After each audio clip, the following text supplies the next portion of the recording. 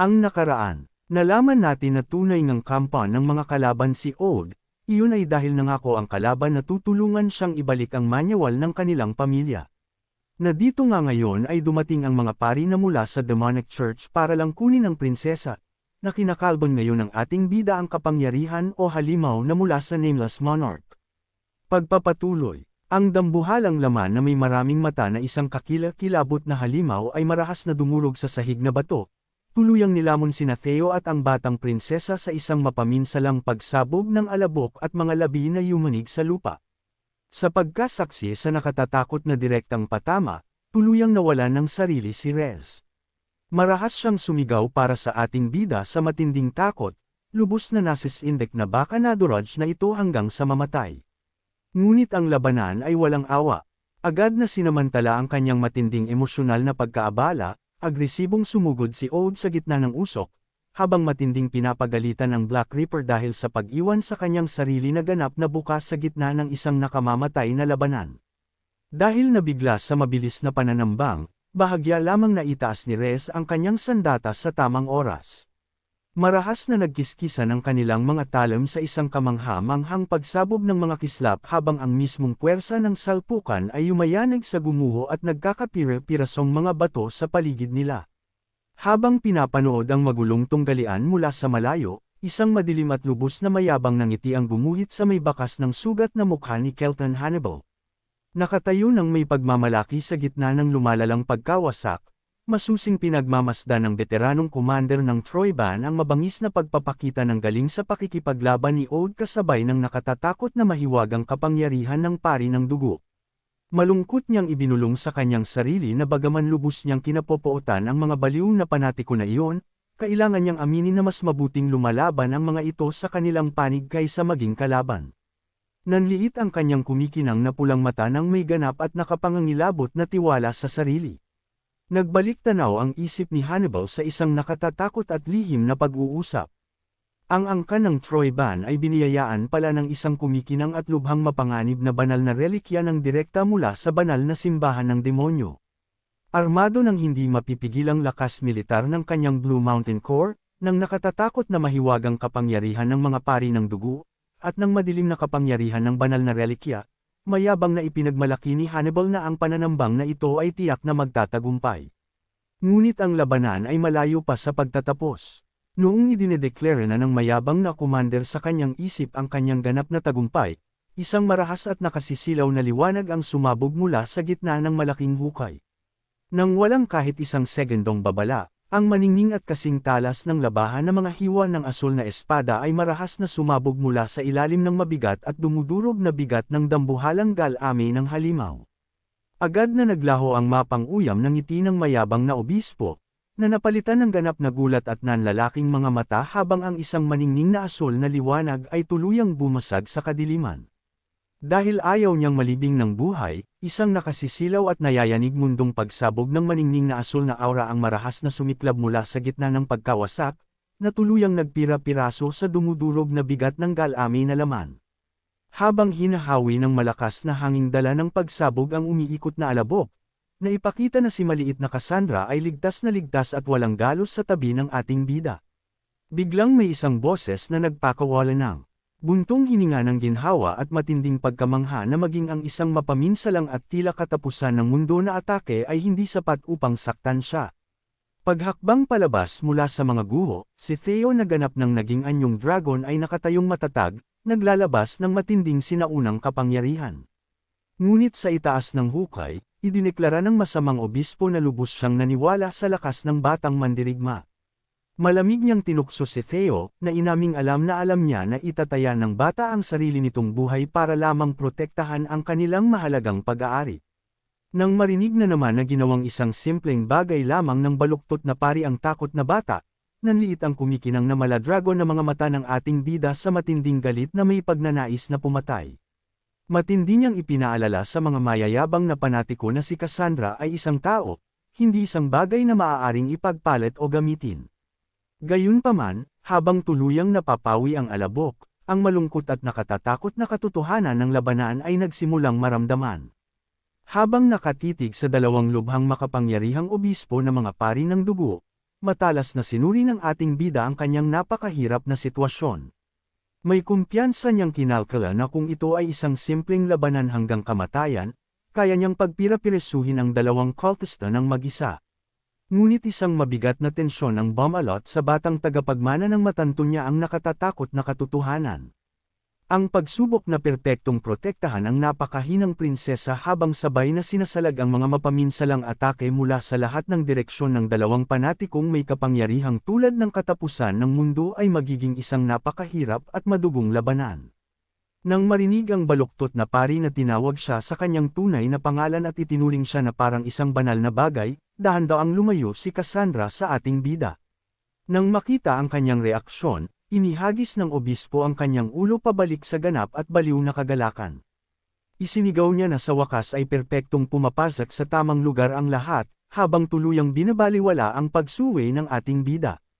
Mapang-uyam na pinuri ng madilim na panatiko ang mapang-malasakit na espiritu ng batang mandirigma, na masamang nangangako na bilang kapalit ng batang babae, maaway niyang bibigyan ang natitirang mga erehe ng mabilis at mapayapang kamatayan. Ngunit ang batang prinsesa ay hindi lamang isang walang labang premyo na maaaring ipagpalit. Habang nakatitig sa sarili niyang nanginginig at kumikinang na mga kamay, ang mga mata ni Cassandra ay biglang sumabog sa isang nakasisilaw at napakalakas na kapangyarihan.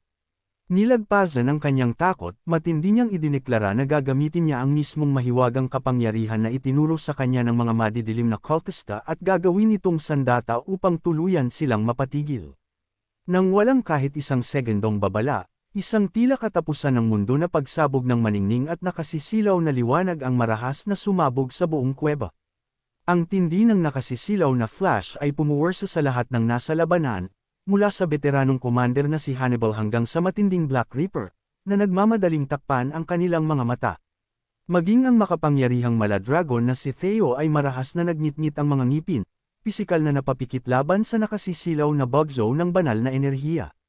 Biglang, isang kumikinang na asol na window ng sistema ang marahas na lumitaw mismo sa harap ng mga mata ng ating bida. Ang mabilis na babala ay nagpakita ng isang kritikal at nakalilitong alerto. Ang panlabas na mahiwagang kapangyarihan ay puwersahang kumukonekta ng direkta sa pintuan ng kanyang isip.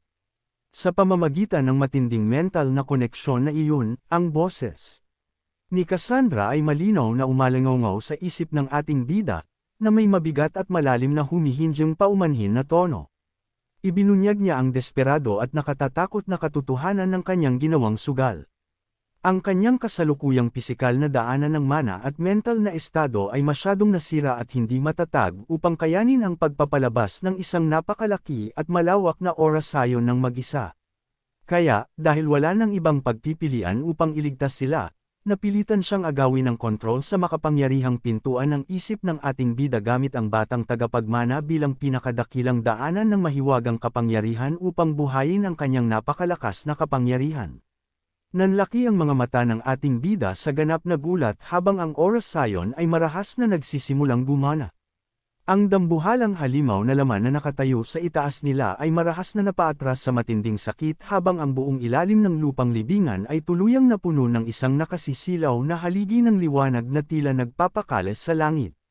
Dahil nabigla sa nakasisilaw na pagsabog ng banal na liwanag, ang mayabang na obispo ay napaatras sa ganap na hindi kapani-paniwalang estado, habang nakatitig sa maningning na enerhiya na lumalamon sa kanyang masamang kapangyarihan ng laman. Ang takot na panatiko ay nagmamadaling nabulol sa ganap na kalituhan, lubos na naguguluhan sa imposibleng pangyayari na nagaganap sa harap mismo ng kanyang mga mata. Nakatayo sa gitna ng pagsabog, napatingin si Theo sa kanyang sariling katawan sa matinding gulat. Ang mapaminsala at dumudurog na pinsala na natamo niya mula sa dambuhalang halimaw ay tuluyang naglalaho. Napasanghap siya sa pagkamangha habang pinapanood ang kanyang mga nakamamatay na sugat na literal na bumabaligtad at nagsasara sa totoong oras. Sa ilalim ng kanilang mga paa, isang napakalaki at napakasalimuot na asul na bilog ng mahiwagang kapangyarihan ang ganap na lumitaw sa buong nasirang sahig. Ang mga dambuhala at kumikinang na mga gulong ng orasan at mga runic dials ay marahas na nagkabit-kabit sa tamang lugar habang ang pinakadakilang orasayon ay naipakita, ang chronograph. Sa pamamagitan ng serye ng mga spring ng orasan at sa kanilang mental na koneksyon, Ipinaliwanag ni Cassandra ang kamangha-manghang katotohanan ng kanyang kapangyarihan. Ibinunyag niya na ito ang pinakamataas na antas ng mahiwagang kapangyarihan ng oras na nagawa niyang gisingin sa pinakahuling bahagi ng mundo. Ang dambuhalang bilog ng mahiwagang kapangyarihan ay hindi lamang nagpapagaling, nagtataglay din ito ng nakatatakot na tila Diyos na kakayahan na literal na pabilisin o tuluyang patigilan ang daloy ng oras ng mana. Habang ang maningning na asul na liwanag ay marahas na nakikipagbuno sa madilim na aura ng pari, nagbigay si Cassandra ng isang napakahalagang tactical na impormasyon. Ipinaliwanag niya na ang partikular na mahiwagang kapangyarihan ng oras na ito ay napakamamatay laban sa sinumang puwersahang kumukuha ng kanilang lakas mula sa isang panlabas na Diyos, na tuluyang sumisira sa natatanging mahiwagang kapangyarihan ng dugo ng banal na simbahan ng demonyo. Dahil nawala ng kanilang ninakaw na kapangyarihang tulad ng katapusan ng mundo, ang gumagalaw na mga galami na laman at sirang mana ay nagsimulang marahas na masira at magmula sa pagyayelo. Ngunit ang mahiwagang kapangyarihan na antas Diyos ay may malaking pisikal na kapalit. Habang pinapahid ang bakas ng dugo mula sa kanyang ilong, ang pagod na batang prinsesa ay napaluhod, halos hindi na maidilat ang kanyang mga mata sa ilalim ng mabigat na strain ng mahiwagang kapangyarihan. Sa pamamagitan ng kanilang koneksyon, mahina niyang inamin na ang pagpapanatili ng ganoong kalaking orasayon ay nagtutulak sa kanyang pinakahuling limitasyon. Tumangala sa matayog na, kalahating dragon na mandirigman na may pagod ngunit ganap na nagtitiwalang ngiti, same time niyang ipinagkatiwala ang natitirang bahagi ng labanan sa kanyang tagapagtanggol. Isang matindi at lubos na may tiwalang ngisi ang gumuhit sa maladragon na mukha ng ating bida habang malugod niyang tinatanggap ang mabigat na tungkulin. Dahil ang mana ng kanilang madidilim na Diyos ay tuluyang naparalisa ng chronograph, ang mga nakatatakot na obispo ay agad na naging madaling target. Hawak ang kanyang kumikinang na talam, marahas na inihagis ng ating bida ang kanyang sarili pas-ulong tulad ng isang kidlat ng asul na kuryente. Matindi niyang kinalkala na kung walang masamang kapangyarihan ng mga panlabas na Diyos upang protektahan sila, ang mga mayayabang na panatikong ito ay walang iba kundi mga mababang antas na kalaban lamang. Nanlaki ang mga mata ng nangungunang pari sa matinding paralisadong takot habang ang maladragon na mandirigma ay marahas na nagpakitid ng distansya, itinataas ang kanyang talam para sa huling mapaminsalang pagbitay. Dahil ang mana ng mga madidilim na Diyos ay tuluyang nawala ng bisa dahil sa mahiwagang kapangyarihan ng oras ni Cassandra, hindi nag-aksaya si Theo ng kahit isang segundo. Habang idinedeklara na uubusin niya silang lahat, ang maladragon na mandirigma ay mabilis na sumugod pas-ulong tulad ng isang kidlat ng asul na kuryente. Bago pa man makakilos ang mga nagulat na panatiko, marahas na inihampas ng ating bida ang kanyang maningning na talam, tuluyang pinugutan ng unang pari ng dugo sa isang nakasisilaw at marahas na kislap ng asul na aura. Sa pagkasaksi sa biglaan at kaunos-lunos na pagkamatay ng kanyang kasamahan at sa pagkaunawa na siya ay ganap na walang depensa laban sa hindi mapipigilang batang tagapagmana, ang natitirang obispo ay gumawa ng isang desperadong desisyon na isama ang lahat sa kanyang pagbagsak. Pinagdikit ang kanyang mga kamay sa isang mabilis at baluktot na panalangin, tuluyang isinuko ng desperadong panatiko ang kanyang sariling buhay. Nagmamadali niyang ipinahayag ang kanyang mga pagkakamali sa kanyang madilim na Diyos at inialay ang kanyang mismong kaluluwa bilang sakripisyo, habang nagmamakaawa sa nakatatakot na nilalang na lipunan ang mga masasamang hindi naniniwala at bawiin ang kanilang nawawalang propeta. Marahas na inihampas ng ating bida ang kanyang talam pababa upang bitiyin ang baliw na lalaki, ngunit huli na siya ng napakaliit na bahagi ng isang segundo. Bago pa man tuluyang tumama ang nakamamatay na atake, isang hindi mapag-isipang kakilakilabot na kosmikong nilalang ang marahas na sumabog mula sa katawan ng pari. Isang dambuhala at nakatatakot na bugzo ng makulay at umiikot na enerhiya ang sumabog palabas, na pamunit sa isang malaking patayong lamat sa mismong tela ng katotohanan. Ang nakatatakot na kawalan ay napuno ng dose-dose ng kumikinang na magulong mga mata, na naglalabas ng isang napakalakas na kakaibang sindik na tuluyang lumamon sa kuweba sa isang saglit. Habang pinapanood ang kakatwang kosmikong anomalya na lumilitaw mula sa malayo, panandaliang nawala ang mayabang na poster ni Colton Hannibal, habang lihim na sinusumpa ang hindi mahulang kabaliwan ng mga panatiko sa kulto. Ngunit ang kanyang gulat ay agad na nagbago pabalik sa isang masama at uhaw sa dugong ngiti. Natanto ng veteranong commander ng Troy Ban na ang mga desperadong pari ay nag-trigger nga ng kanilang pinakahuling card ng katapusan ng mundo, ang ipinangakong banal na relikya. Habang nakatitig sa umiikot na may mata na masa ng madilim na enerhiya, tumawa si Hannibal sa ganap na baliw na kagalakan, lubos na nasasabik na masaksihan ng maalamat na sandatang nagpapakawasak mundo sa unang pagkakataon. Ang biglaang mapaminsalang paglitaw ng kosmikong anomalya ay nagpadala ng mga alon ng matinding takot sa buong labanan. Maging ang mga sanay at may mabigat na baluti na mga kabalyero ng Blue Mountain Corps ay napako sa kanilang kinatatayuan. Ang kanilang mga bulong ay kumalat sa kanilang hanay sa ganap na paralisadong kalituhan habang nakatitig sila sa langit. Nanlaki ang mga mata ni Rhys sa matinding sindak habang nabubulol sa hindi kapani-paniwalang kakatwa at matayog na tanawin. Hindi kalayuan, si Ode ay ganap na natulala. Ang kanyang isip ay mabilis na nag-iisip habang natatanto niya ng may gumagapang na takot na nasasaksihan niya ang maalamat na nilalang ng katapusan ng mundo ng personal. Sa itaas ng magulong mga guho, ang mga multong ninuno ay nagbahagi ng parehong matinding takot. Ang veteranong multo ay napangiwi sa napakabigat at nakasusukang aura na nagmumula sa punit sa katotohanan, na agad na kinikilala ang tunay na masamang katangian ng halimaw.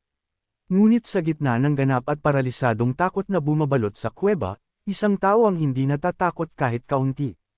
Isang matindi at lubos na may tiwalang ngisi ang gumuhit sa maladrago na mukha ng ating bida. Sa halip na manginig sa harap ng kosmikong katatakutan, masayang napansin ng batang tagapagmana na ang pagdating na ito ay may napakahusay na tiyempo.